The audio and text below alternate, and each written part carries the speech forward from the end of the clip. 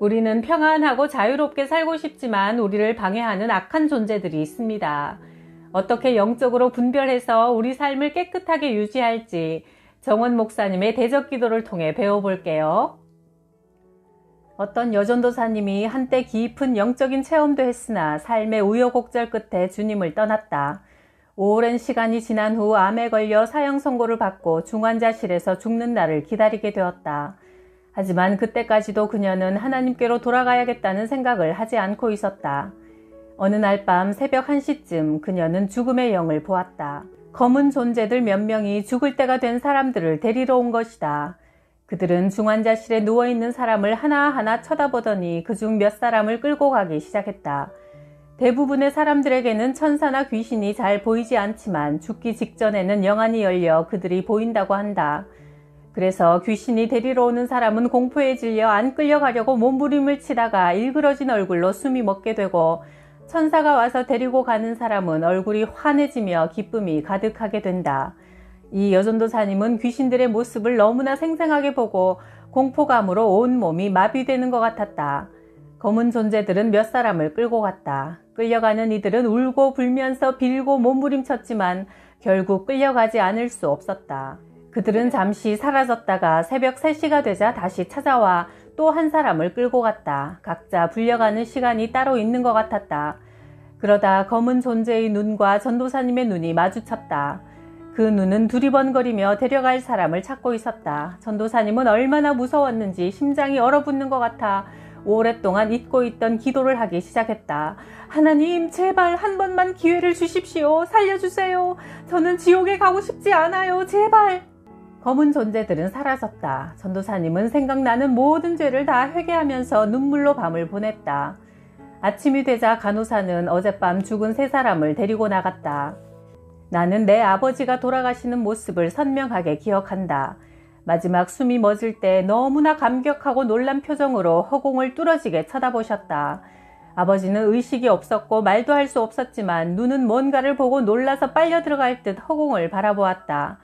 누나가 그 모습을 보고 말했다. 저건 이 세상의 것을 보고 있는 눈이 아니야. 나는 아버지가 죽기 직전 영안이 열려 영계의 장면을 보았다고 생각한다. 그 여전도사님은 사명을 잃어버리고 주님을 떠난 죄를 회개했다. 다시 기회를 주시면 열심히 주의 일을 하며 주님과 동행하겠다고 기도했다. 얼마 후 그녀는 기적적으로 회복되어 다시 주의 일을 하게 되었다. 죽음을 본 그날 밤의 체험이 그녀의 삶을 완전히 바꾸어 놓았다. 어느 교회에서 성가대 지휘를 맡고 있는 젊은 전도사가 아주 미남이었다. 전도사는 성가대를 부흥시키기 위해 자기 특유의 방법을 사용했다. 여성 한 사람씩에게 접근해 그녀를 좋아하는 것처럼 암시를 주었다. 그래서 곧 성가대는 자매들로 가득 차게 되었다. 이것은 음란의 영이다. 그렇게 교회 안에 침투한 음란의 영은 점차 교회 안에 퍼져 성도들에게 들어가게 된다. 어떤 연세 많은 목사님이 사모 세미나에서 이런 이야기를 들려주셨다. 그 교회에 연세 많으신 권사님이 계셨다. 항상 기도와 봉사에 열심이고 새벽 기도에도 빠지지 않았다. 나이가 많아도 그렇게 열심히 헌신하고 봉사하면 목사 입장에서는 딸처럼 귀엽게 느껴진다. 하루는 목사님이 새벽 기도의 인도를 마치고 혼자 조용히 사무실에서 쉬고 있는데 권사님이 들어오셨다. 권사님은 목사님께 말을 걸었다. 저는 목사님을 참 사랑해요. 거기까지는 가볍게 할 수 있는 이야기일 것이다. 그러나 그 다음 말이 문제였다. 저 한 번 안아주세요. 이 이야기를 하시면서 목사님은 강조하셨다. 남녀 관계는 나이와 상관없이 얼마든지 사탄이 역사할 수 있으니 일체 가까이 하지 말고 틈을 주지 않는 것이 가장 좋은 방법이라고. 부부가 아닌 남녀가 둘이서 한 팀이 되어 영적 사역을 하는 것은 바람직하지 않다. 남자는 자기 아내와 딸 외에는 여성과 1대1로 있는 것이 좋지 않다. 할 수 있는 한 그런 상황을 피해야 한다. 다른 여성과 개인적으로 만날 일이 있다면 아내와 같이 동행하는 것이 가장 좋다. 성적인 접촉이 없다 하더라도 정신적으로 가까워져 마음을 빼앗기게 되면 그것은 이미 간음이나 마찬가지다. 배우자보다 더 친밀한 이성 친구를 두고 배우자와 나누지 못하는 이야기를 다른 이성과 같이 나누는 이들도 있다. 성적인 접촉이 있느냐 없느냐에 상관없이 이미 바른 영을 가지고 있는 것이 아니다. 교회 사역자에게 정신적으로 애정을 느끼며 그에게 좀 더 많은 관심과 사랑을 받으려고 경쟁하는 여성들도 많다. 남편보다 목사님을 더 좋아하는 이들은 이미 영이 바르지 않은 것이다. 배우자 외에 애인이 있기 때문에 삶에 활력이 된다고 하는 어리석은 이들도 있다. 그것은 명백하게 음란의 영을 불러들이는 죄다. 배우자가 아닌 다른 이성에게 마음을 두고 있는 이들은 결코 주님과 깊이 연합할 수 없다. 그리스도인들은 이런 유혹에서 벗어나야 한다. 잠시라도 마귀에게 틈을 주어서는 안 된다. 마음이 순결하고 순수한 상태에 있을수록 주님과 깊이 연합할 수 있는 것이다. 어떤 여성도님이 성적 유혹에 넘어질 것 같다고 내게 상담 메일을 보내왔다. 몹시 외로워서 실수할지도 모르니 어떻게 하면 좋겠냐고 물었다. 나는 이렇게 답을 보냈다. 주님께 차라리 당신 생명을 거두어 가시라고 기도하십시오. 그렇게 음란하게 살 바에는 오히려 살지 않는 것이 나을지도 모릅니다. 그녀는 몹시 충격을 받았는지 시험을 극복한 것 같았다. 순결을 목숨보다 더 중요하게 여겨야 한다. 순결하지 않으면 주님과 연합할 수 없기 때문이다. 우리는 주님의 피로 구속된 주님의 신부다. 그 신부된 몸을 가지고 창기의 지체로 만들 수는 없는 것이다. 지난날 순결하지 못했던 이들은 이미 버린 몸인데 하고 절망할 필요는 없다. 주님께 죄를 고백하고 회개한 후 그때부터 회개에 합당한 행실로 순결을 지키며 살면 된다. 다른 이성에게 성적 충동이나 매력을 느끼게 하는 것은 악령들이 하는 짓이다. 여성들은 섹시하다는 말을 칭찬으로 여기지만 그것은 다른 사람에게 성적인 충동을 일으킨다는 소리다. 그런 충동은 악령들이 일으키는 것이다. 또한 교회에서 몸을 드러내는 짧은 옷이나 달라붙는 옷을 입고 다니는 여성들이 많다. 그들은 좋든 싫든 음란의 영을 교회에 퍼뜨리게 된다. 그것은 주님의 임재를 소멸시키는 행위다. 예배를 드리러 왔다면 외적인 매력이 아니라 영적인 매력을 풍겨 성숙되고 아름다운 인품을 통해 사람들에게 도움을 주어야 한다. 그리스도인이라는 이들이 음란하고 더러운 농담을 즐기는 것도 많이 보았다. 그것은 바른 영이 아니다. 나이 많은 사역자와 여성도가 서로 반말을 하면서 지나치게 친밀하게 지내는 것도 본 적이 있다. 서로를 주 안에서 존중히 여기지 않고 이성 간에 지나치게 친밀하게 지내는 것도 음란의 영을 교회 안에 불러들이게 된다. 더러운 말과 어리석은 말과 상스러운 농담은 너희에게 어울리지 않으니 감사의 말을 하라. 에베소서 5장 4절. 어떤 남성이 교회 안에서 미모의 여사역자를 몹시 좋아하는 것을 보았다. 그녀가 강단에 서기만 하면 그는 아주 즐거워하고 행복해했다. 그는 자신이 그녀를 통해 은혜를 받는 것으로 착각하고 있었지만 내가 보기엔 그가 인간적이고 정욕적인 영에 사로잡힌 것에 불과했다. 여성들도 남성 사역자에 대해 비슷한 애정을 얼마든지 가질 수 있다. 그것은 사탄이 교회를 분열시키기 위해 즐겨 사용하는 무기다. 이런 여성들은 사역자가 자신을 가장 사랑하고 인정한다고 생각하고 그런 이야기를 은근히 다른 이들에게 흘리는 것을 좋아한다. 목사님이 내게 전화를 해주셨다. 메일을 보내주셨다. 나를 특별하게 대해주셨다는 식으로 자랑한다. 그래서 사역자가 다른 여성들에게도 친절하게 대해주면 질투를 느끼고 상대방을 모함하고 넘어뜨리려고 한다. 이런 여성들은 사역자는 존경하지만 사역자의 아내는 싫어하고 비판하고 무시하는 태도를 보인다. 이들은 사역자가 그들의 애정에 관심을 보이지 않거나 인정하지 않을 때 그 애정이 분노와 증오로 바뀌어 사역자를 쓰러뜨리려고 모함하게 된다. 물론 그런 장난의 배후에 악령들이 있다. 마귀는 서로 질투하고 미워하게 하고 서로 싸우게 만든다. 오늘날 교회 안에 이런 영들이 많이 있다. 사역자를 지배하고 소유하려고 하고 인정받고 싶어하는 마음은 인간적이며 육적인 것이다. 그런 영들의 활동을 가만히 내버려 두면 그 공간에 더러움의 영들이 가득하게 된다. 오직 교회에는 순결하게 주님만 사모하고 주님께 좀 더 깊이 가까이 나아가기를 원하는 영으로 가득해야 한다. 그것이 교회를 아름답게 하며 이 땅에 임하는 천국의 모습이다. 신기한 체험을 아주 좋아하는 사람들이 있다. 그런 체험을 하고 싶어서 특별한 은사 받았다는 사람들을 쫓아다닌다. 어떤 이들은 예언을 아주 좋아해서 예언하는 사람을 따라다니며 항상 예언을 받으려고 한다. 나는 명백히 틀린 예언을 아주 많이 보았다. 어떤 사역자는 다른 교회 다니는 성도에게 예언 말씀이라고 하면서 자기 교회로 옮겨야 복을 받는다고 한다.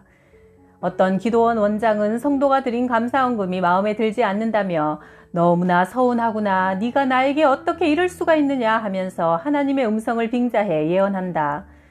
어떤 청년은 자기가 좋아하는 여성이 자기와 결혼하는 것이 하나님의 뜻이라고 하면서 딸아, 너는 내 뜻에 순종해라 하고 예언한다.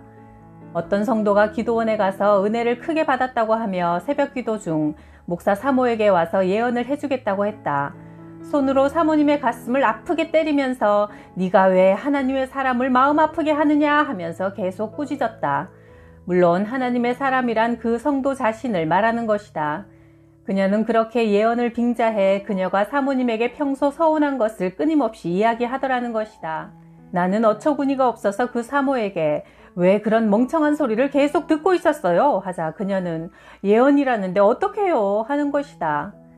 하나님의 이름을 빙자해 자기 뜻을 말하는 거짓 예언은 하나님의 이름을 망령되이 일컫는 큰 죄를 짓는 것이다. 잘 모르는 사람들은 그런 이들을 함부로 대하는 것을 두려워하며 자신이 자칫 잘못해서 성령의 역사를 방해하는 것은 아닐까 걱정한다. 은사자들이 진짜인지 가짜인지 분별하는 기준은 그들의 삶과 인격이다. 예언사역하는 사람이 겸손하고 온유하며 자신을 드러내지 않고 물질이나 어떤 유익을 구하지 않는다면 믿을만하다.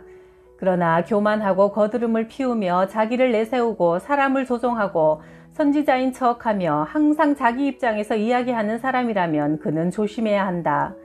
어떤 은사자는 예언하기를 자기에게 얼마의 거금을 헌금해야 복을 받는다고 했다.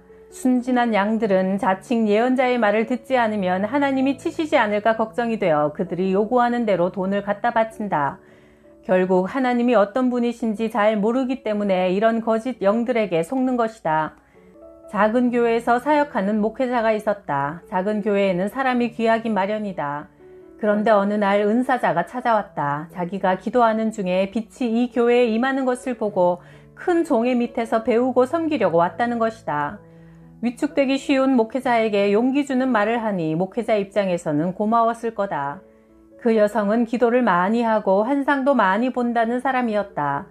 그러나 사사건건 자기 주장을 하다가 결국 목회자와 부딪혀 교회를 떠났다. 한 무리의 사람들을 이끌고 말이다. 결국 교만한 은사자를 통해 교회는 분열되고 더 어려워지고 말았다.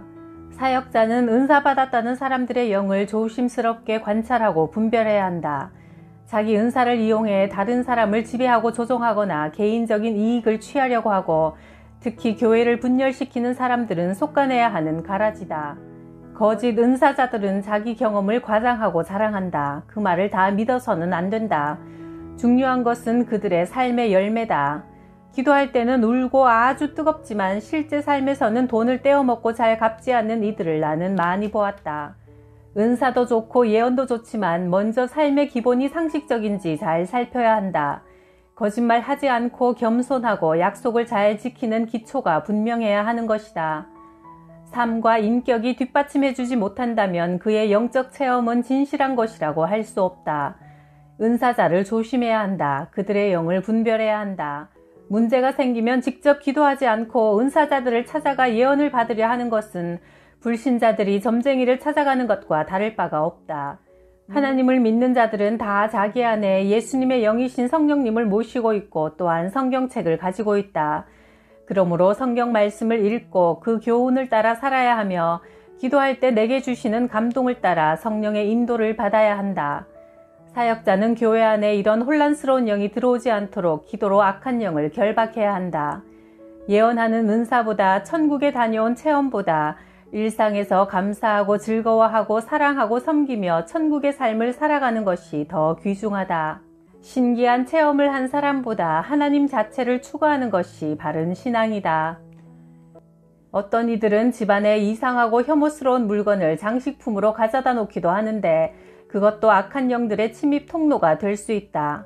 언젠가 어떤 초신자 집에 간 적이 있다. 그는 내게 큰 동물 박제를 보여주며 아주 비싼 것이며 복을 갖다 주는 거라고 자랑했다.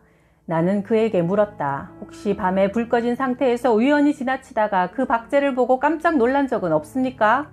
자주 있는 일이지요. 밤에 무심코 거실에 나갔다가 박제에 어떤 존재가 앉아있는 것처럼 느껴져서 깜짝 놀란 적이 여러 번 있었어요. 그것은 착각이 아니라 실제로 악한 영을 본 것이니 당장 갖다 버리세요. 부적 형태로 복을 비는 것이나 이교의식에 사용된 물건 등 혐오스러운 물건을 치우고 집안 분위기를 맑고 깨끗하게 유지하는 것도 정결한 신앙생활에 매우 중요하다. 깨끗함과 청결을 유지하는 것은 악하고 더러운 영들의 침입을 막는 효과가 있다. 그리스도인들은 항상 몸과 마음과 환경을 깨끗하게 하고 살아야 한다. 악한 영들은 더럽고 어두운 곳에 침투하기 때문이다. 내가 작은 개척교회에서 교육전도사를 하던 시절 주보에는 예배 참석 인원이 기록돼 있는데 항상 그 숫자가 실제 예배에 참석하는 인원보다 훨씬 더 많았다. 나중에 나는 그것이 일부러 과장된 숫자임을 알게 되었다. 주보는 대외적으로 나가는 것이니 숫자를 부풀려 보이는 것이 낫다고 생각한 것이다. 그것은 거짓이다. 그 교회 안에 거짓의 영이 침투하는 문이 된다. 오늘날 교회에는 죄에 대해 둔감한 모습이 참으로 많다. 그것은 두려운 일이다.